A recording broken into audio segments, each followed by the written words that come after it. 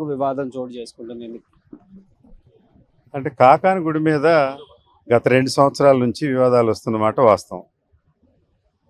గత మొదటి శ్రావణ శుక్రవారం నాడు అమ్మవారి మెడలో నాంతాడు మంగళసూత్రం ప్రజలు ఆఖరిసారిగా చూశారు.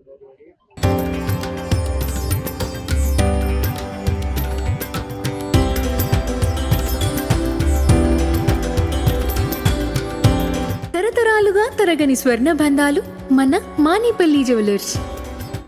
నిన్న వరలక్ష్మి వ్రతం శుక్రవారం వచ్చేసరికి మంగళసూత్రం లేదు. అయితే గతంలో వినిపిస్తున్నటువంటి దొంగతనం మీద 19వ తారీఖున వైఎస్ఆర్ కాంగ్రెస్ పార్టీ స్థానిక పోలీస్ స్టేషన్లో ఫిర్యాదు ఇవ్వడం జరిగింది. అయినా కేసు రిజిస్టర్ చేయలేదు. మరలా నిన్న మేము వచ్చి ఆ రిప్రజెంటేషన్ని అడగడం, ఇక్కడ నుంచి పాదయాత్రగా గుడి వద్దకు వెళ్ళి ఈఓని కలవడానికి ప్రయత్నం చేస్తే ఇక్కడ సిఐ కానీ అక్కడ ఈఓ కానీ లేరు. వెంటనే రాత్రి ఎఫ్ఐఆర్ రిజిస్టర్ చేసి మరి ప్రెస్ నోట్ ఇవ్వడం జరిగింది పోలీసు వారు. అంటే వారం రోజులు పైచీలకైతే ఇప్పటి వరకు ఎఫ్ఐఆర్ ఎందుకు రిజిస్టర్ చేయలేదు? దీనిలో దొంగలు ఎవరు? గత వారం రోజుల నుంచి దేవాలయంలో ఉన్నటువంటి 25 మంది పూజారులను స్టేషన్కి పిలిపించి విచారణ చేస్తున్న ప్రక్రియ అయితే నడుస్తూ ఉంది.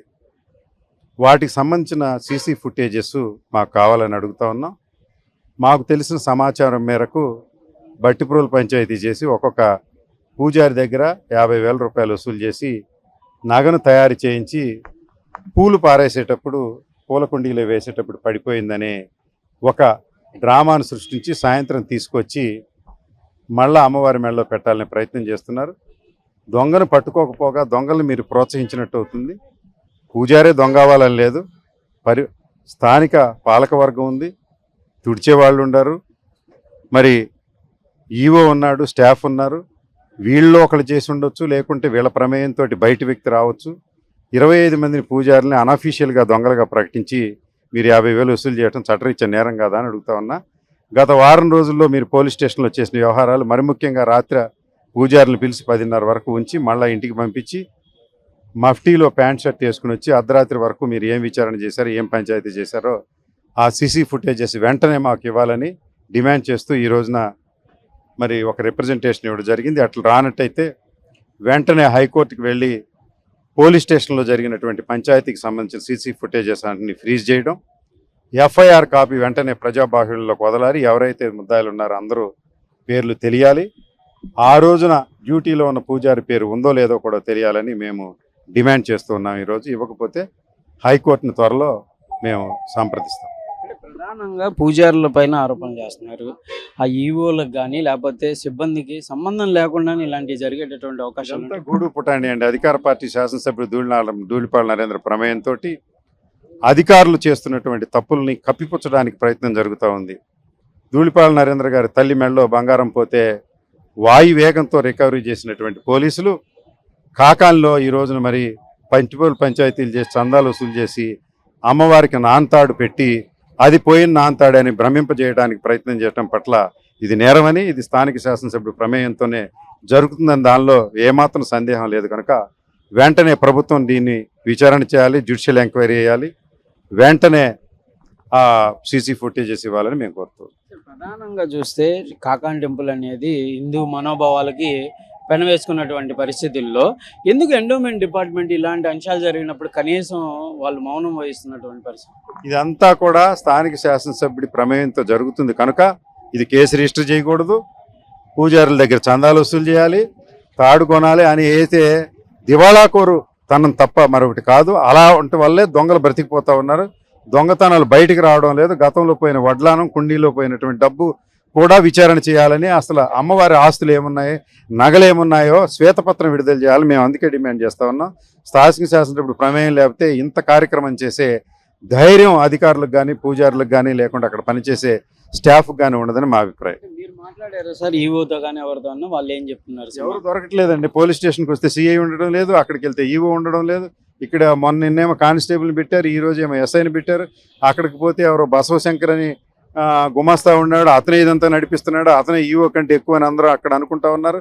అతనే కుంభకోణానికి ఆర్జులని అంటా ఉన్నారు. కనుక ఎవరు ముఖం చాటేసి పోతా ఉన్నారు. దీనిలో గిల్టీ ఉంది కనుక పోతున్నారు. మరి శాసనసభ్యుడు ఆదేశాలు కేసు రిజిస్టర్ చేయకూడదంట, మరి కుండీలో దొరికిందని తీసుకొచ్చి ఇవ్వాలంట. ఇది ఇలా దివాళా కొడతాను అంటే నిజాలు ఎలా వెలుగొస్తాయి? అందువల్ల దీన్ని న్యాయస్థానాన్ని ఆశ్రయించడమే మార్గం అనేది మేము ఆలోచన చేస్తాం. ఇంకోటి ఈ మధ్యకాలంలో పాలకపక్షంలో ఉన్న మహిళ బెల్ట్ షాపులకు సంబంధించి నిర్వహిస్తూ కూడా ఎక్సైజ్ వాళ్ళు పట్టుకున్నారు. దానిపైన కూడా ఎలాంటి చర్యలు లేవు. ఈ ప్రక్షాళన జరగాలనుకుంటున్నాను. ఇది కొత్త పాలక వర్గాన్ని నియమించిన తర్వాత ధూళిపాళ నరేంద్ర ఇవన్నీ ఎక్కువ వెలుగు చూస్తూ ఉన్నాయి.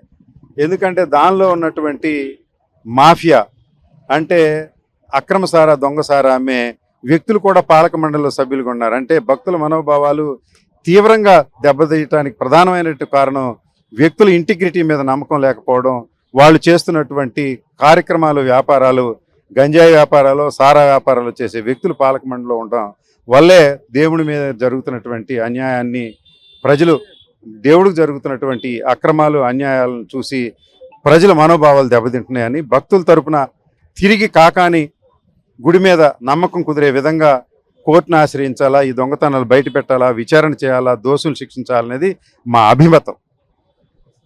ఇది ప్రధానంగా కూడా కాకాని టెంపుల్లో జరిగినటువంటి అంశంలో కంపల్సరిగా స్థానిక శాసనసభ్యుల యొక్క పాత్ర ఉంది. లేకపోతే ఇలాంటి సంఘటనలు వరుసగా జరిగేటటువంటి పరిస్థితుల్లో కంపల్సరిగా దీనిపైన పోలీసులు వీలైనంత త్వరగా యాక్షన్ తీసుకోవాలి. ఎందుకంటే జరుగుతున్నటువంటి అంశాలన్నీ కూడా భక్తుల మనోభావాలకి దెబ్బతినేటటువంటి పరిస్థితి ఉంటుంది కాబట్టి చర్యలు తీసుకోవాలి. ఇంకోటి పాలక పక్షం ఏదైతే ఉందో దానిపైన కంపల్సరిగా ప్రక్షాళన జరగాల్సినటువంటి అవకాశం ఉందనే విధంగా కూడా వైఎస్ఆర్సీపీ ఇన్ఛార్జ్ అయినటువంటి అంబటి మురళి డిమాండ్ చేస్తున్నారు. ప్రధానంగా ప్రస్తుతం చూస్తే వాళ్ళు ఈరోజు ఆందోళన వ్యక్తం చేసినటువంటి పరిస్థితులు ఉన్నాయి. ఇప్పుడు నిన్నైతే కాకాని పోలీసులు అయితే ఈ కేసుకు సంబంధించినటువంటి అంశంలో ఎఫ్ఐఆర్ రిజిస్టర్ చేశామనే విధంగా చెప్తున్నారు. మరి చూడాలి, సీసీటీవీ ఫుటేజ్ పరిశీలిస్తున్నారు కాబట్టి ఎవరు తీశారు ఏంటనేది వెలుగులోకి వచ్చేటటువంటి అవకాశాలు ఉంటాయా? వరుసగా జరుగుతున్నటువంటి ఈ అంశాలన్నీ కూడా కొంత వివాదాస్పదంగా మారుతున్నటువంటి నేపథ్యంలో కంపల్సరీగా స్థానిక ఎమ్మెల్యే దీనిపైన స్పందించే అవకాశాలు ఉంటాయా లేదా అనేది చూడాల్సినటువంటి పరిస్థితి కనిపిస్తుంది. కెమెరామెన్ మనోజ్తో సాయి శంకర్, కాకాని నుంచి.